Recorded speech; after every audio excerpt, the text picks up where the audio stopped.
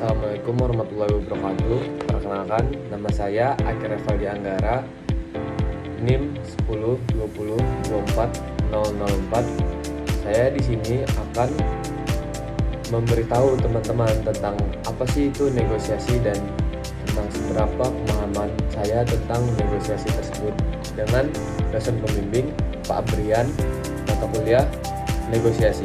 Yang pertama-tama itu apa sih negosiasi tersebut? Negosiasi adalah suatu bentuk pengambilan keputusan di mana ada dua pihak atau lebih berbicara satu sama lain untuk menyelesaikan permasalahan mereka yang berlawanan, kepentingan yang berlawanan. Dan karakteristik dari negosiasi itu apa sih? Yaitu pertama, adanya dua pihak atau lebih. Dua, adanya konflik kebutuhan dan keinginan antar pihak. Tiga, para pihak bernegosiasi berdasarkan pilihan. Empat, adanya proses memberi dan menerima. Lima, para pihak lebih suka berunding dan mencari kesepakatan daripada berkelahi. Enam, negosiasi yang berhasil melibatkan pengelolaan barang berwujud dan penyelesaian barang tak berwujud. Ada beberapa strategi dalam bernegosiasi. Yang pertama itu adalah strategi distributif, yaitu tiap negosiator harus menentukan beberapa hal penting, yaitu posisi menguntungkan bagi si pembuka negosiasi, posisi negosiasi yang mengharapkan hasil realistis, dan di strategi distributif ini salah satu kunci suksesnya adalah kemampuan untuk mengumpulkan informasi mengenai resisten poin lawan. Semakin banyak informasi yang didapatkan negosiator, semakin dekat dengan kesepakatan yang lebih menguntungkan. Intinya di taktik distributif ini itu adalah taktik yang mana menguntungkan satu pihak saja atau win-loss solution. Yang kedua ada strategi dan taktik integratif. Strategi integratif itu menciptakan win-win solution, menciptakan arus informasi yang bebas, mencoba memahami kebutuhan dan tujuan nyata negosiator lain, mencari solusi yang memenuhi kebutuhan dan tujuan kedua belah pihak.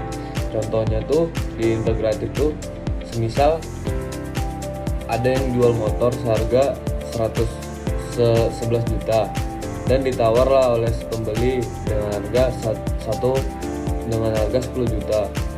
Tapi mereka mengambil jalan tengah, yaitu 10,5 juta misalnya. Itu adalah win-win solution, yaitu sama-sama menguntungkan yang lain, dan itu bisa dicapai karena untuk biasanya tuh integratif ini untuk jangka panjang, seperti kita berjualan atau untuk langganan atau segala macam. Negosiasi, strategi dan perencanaan.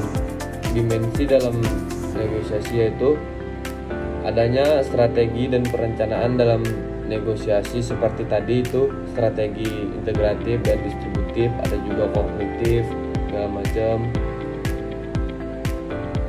Etika dalam bernegosiasi juga penting, adalah pedoman moral yang mengarahkan perilaku seorang agar adil, jujur dan menghormati pihak dalam proses negosiasi. Pendekatan etika, hasil akhir tindakan dianggap benar jika menghasilkan konsekuensi baik.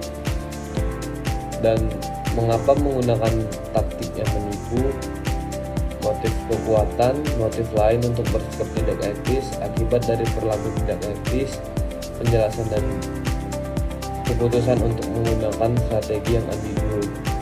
Prinsip etika dalam bernegosiasi yaitu integritas, keadilan, keterbukaan, hormat, tanggung jawab. Negosiasi, persepsi, kognisi dalam dan emosi dalam bernegosiasi. Persepsi cara seseorang memahami dan menafsirkan informasi dari lingkungan, termasuk negosiasi. Persepsi ini seringkali dipengaruhi oleh pengalaman masa lalu, sikap, dan harapan saat ini.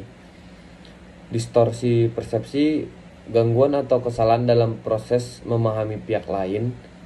Dalam situasi negosiasi seperti stereotip berlebihan, efek halo, menilai seorang berdasarkan satu karakteristik dan menganggap pihak lain berpikir atau merasakan hal yang sama seperti kita.